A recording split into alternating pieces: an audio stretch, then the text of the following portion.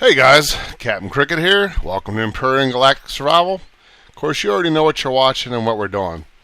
So I did the episode where I built this little base here, and I actually got a compliment on it, which was awesome. But somebody was like, hey, you know, these here windows, they take up a lot of silicon. And I'm sitting there looking at it, and I'm like, you know what, he's kind of right. I got a lot of stone dust going into this, over 100 silicon, a little bit of iron and copper, plus I only have the 2 turrets. I'm not particularly happy with it. So I said, what can I do to condense it? And this is what I ended up with. This is the tiny base, level 3, call it Mark II or whatever. As you'll see, this comes in at only 300 stone dust. That's 306 with 64 iron, 92 copper, and 90 ingot. And it has 4 of the sentry guns. I just wasn't real happy with the defense capabilities with only 2 sentry guns that we have on the original one. Through the play testing, it just didn't take the stuff down fast enough. So here we are. We're sandwiched in. Got the lights working. We have our constructor right here to the right. An oxygen sensor. The generator's tucked away in the corner. If you hit the radiated areas, you're going to start taking damage. Oh, I guess it'd help if I had my thingy up. There you go. Get out of there. So as long as you're not in either of these 2 spots, you're okay. Solar capacitor. We still have our clone chamber, ventilator. I mean, I managed to squeeze all the equipment in here. And everything's accessible. Cargo, the food processor. And like I said, this is good on a no air world, so that's a good sign. And then run upstairs, and presto, we have our 4 solar panels and 4 sentry guns, 1 on each corner. I think this is actually quite a bit of an improvement over the old one. It's working well. It actually has decent solar capabilities. Right now we're only consuming 51. That's pretty much everything's on standby. So the lights, the detectors, the doors, all that stuff. We're down to 51 kilowatt hours. We're actually producing 177. So right now, that means our battery is indeed charging. And obviously, and the sentry guns are all powered on. So everything's running as far as defense and capabilities go. Obviously, I have the constructor off. The ventilation system is off, and the food processor is off. So everything's off at the moment starting when you get into this. But yeah, challenge accepted. I reduced the cost considerably, I think. I really can't go any smaller than this, because at least here you feel like you've got a little room. You've got some room in the maneuver, and you can access all of your equipment and everything that you need to get your foothold on a planet. It's right here. I think as far as a tiny level 3 starter base goes, I think we rocked it. I think we got this one nailed. Someone also said something about, I don't know if they thought I was using steel for the outside. It's just a texture. The entire exterior of the base is only concrete blocks.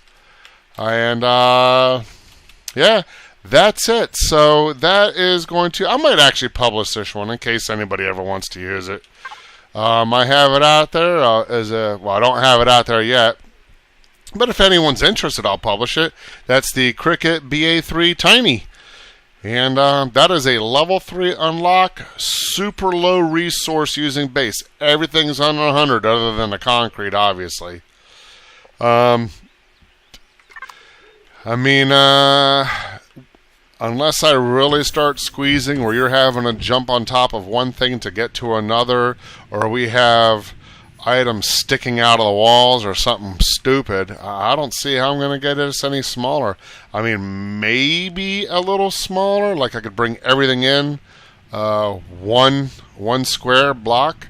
But the reason I don't do that is because, again, you'll have stuff now tucked into this corner. The ammo box would be here. These 2 items would be tucked. Or you'd have to have it in a space such as here, or you're going to get cooked just from standing in front of it, which I didn't like that either. I have played around with a couple of different things, so I think this is pretty much the best solution I've come up with.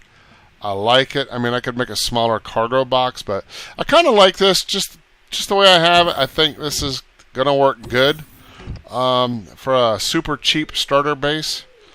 And I do have the numbers and everything. You could do it without the solar. The solar is almost pretty critical to me to have it. You need that supplemental power.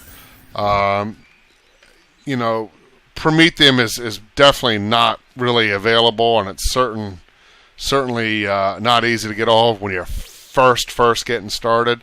And you have to cut down so many damn trees to fuel this.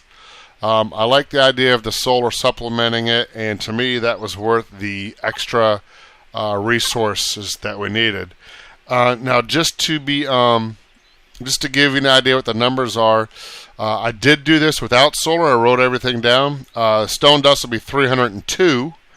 Iron ingots will be 62. The silicon will be 80 versus 90, and the copper will still be 92. So, in all honesty, you're not saving a whole lot of resources by skipping the solar. The sentry gun did make a bit more of a difference.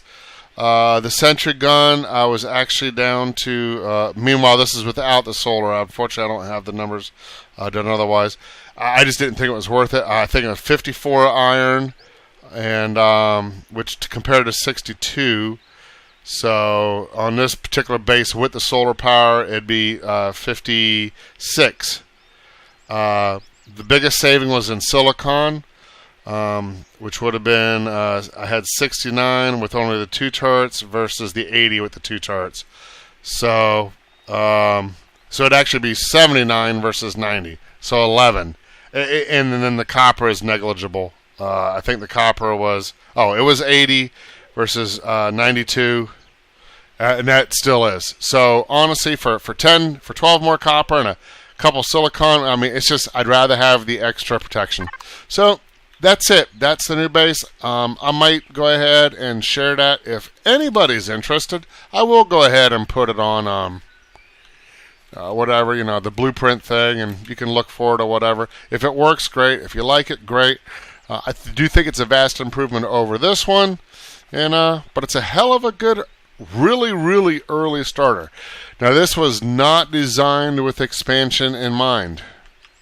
I mean, you can, I would stick a doorway right through here and possibly here, and there's your 2 ways to expand outwards, and obviously you can always expand upwards as well. Oops, wrong thingy. So upwards is certainly a possibility, because obviously I cut off the whole roof as compared to the original next to us over here. So yeah, there we go. Short and simple. I'll publish this right away. It's just think of it a freebie, but I like the talking points. Somebody also mentioned that they wanted to see the base with the expansion in mind, primarily a food plot. And I like your thinking. I like the idea. I like downloading bases that I can get my hands on and that will allow me to expand at my pace. But I don't think for a level 3. I think for a level 3 base, it's about getting as limited resources as possible and get the thing on. And then once you've had the opportunity to gather some resources and, more importantly, gather some levels, then go ahead and perhaps start looking at a level 5 or even a level 7 base.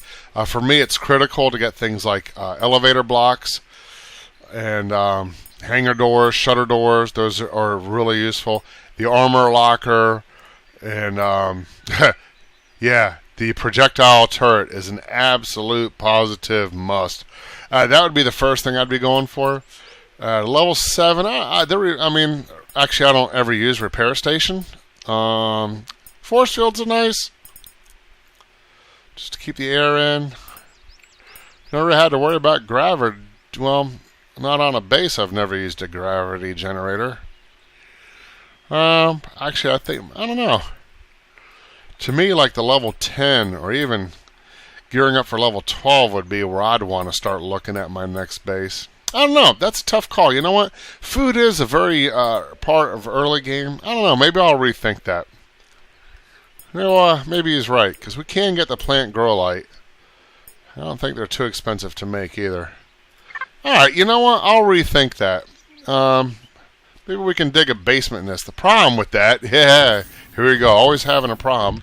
One, I don't have any way to put stairs down. Remember, we can't use the elevator as a level 3. That elevator is a level 5 unlock, which means I gotta go out one of these other directions. I think he did say down, which I like the idea of down, burying it underground. If I did manage to somehow make a hole and start burying shit underground, that means you're going to be doing a lot of digging to dig the whole thing out. Yeah, maybe not what you want to do either for as far as a base starter. Or lift the whole thing up in the air, and then you're back to making this a 2-level base. Again, yeah, who knows? I don't know. Definitely need some thought. I'd like to hear your thoughts and ideas on that. Do you really think it's worth expanding this in some way to get a future plant growth room, or should that possibly wait for a higher level base or something just that people can do completely on their own? Because at least here you're protected. You got defenses. You can keep and store some food and starting resources as you earn levels and gear up for the next big thing. At least in my playthrough, I found that I haven't needed a garden at this stage in the game because I'm so busy collecting food as I'm running around. But something to think about. Maybe I can add it, make a little HV pad or whatever. But see, again, you start, more materials. This is super cheap. I like the cheapness. Anyway, guys, let me know your thoughts. And again, thanks for watching. Bye-bye.